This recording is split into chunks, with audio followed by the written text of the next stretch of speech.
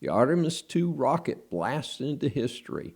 I'm proud to be a boomer, and an indelible part of my generation was the race to the moon. It was triggered by concerns that the USSR, despite its economic failures, might exceed America in this aspect of the first Cold War. Each space launch was broadcast live during the 1960s. We learned the critical 5, 4, 3, 2, 1 liftoff message. In the summer of 1969, I was staying in suburban Philadelphia.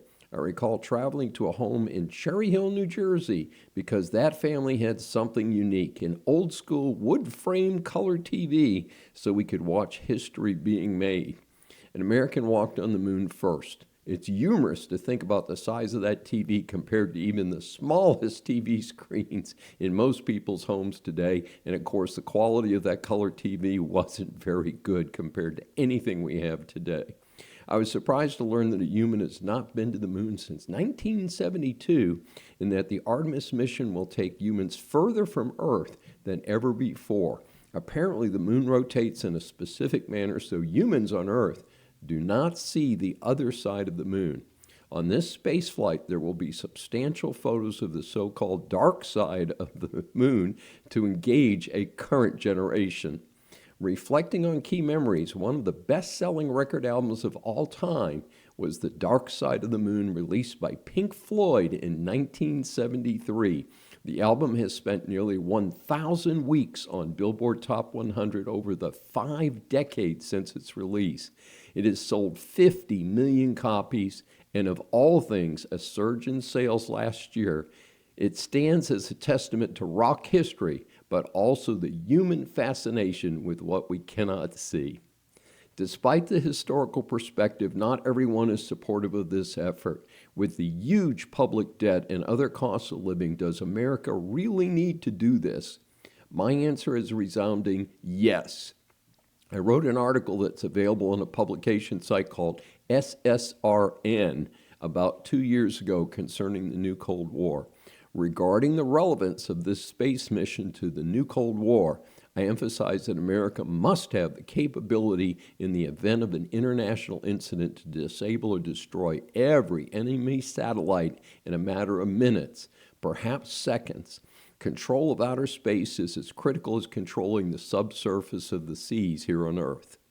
There was also concern expressed by factions in the U.S. government that the CCP would put a settlement on the moon and then claim the entire moon for itself. That should never happen. If anyone listening does not agree, you have not been paying attention to the world path that we're in today. The striking failure of America on the world stage since the year 2000 have encouraged the CCP and its few allies. This includes the failures in Afghanistan and Iraq, allowing Venezuela to get where it is under Maduro, and then ignoring the threat of Iran and underestimating the ability to gain nuclear weapons, open borders under the fool Biden, and a surging national debt under all recent presidents. Establishing a permanent mission on the moon with America's allies could be a turning point in future, cementing America's place as the leader of the free world. Note that there is a Canadian on this flight, and Japan and Saudi Arabia are cooperating for future missions. There's 1 woman out of the 4 astronauts on this flight. There is a special shielding since there's a lot of radiation exposure, and I recently learned women are more sensitive to that radiation than men. Artemis II gives America a needed shot in the arm as we approach the 250th anniversary of the United States this July 4th.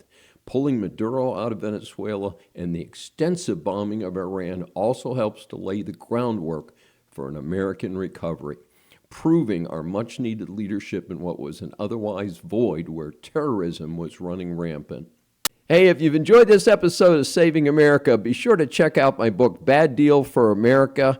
And we talk about both parties sending morons to Congress, and we need to do something about it. And it's called Getting Term Limits. Books available in hardback, paperback, and a great audio version. Check it out at Amazon.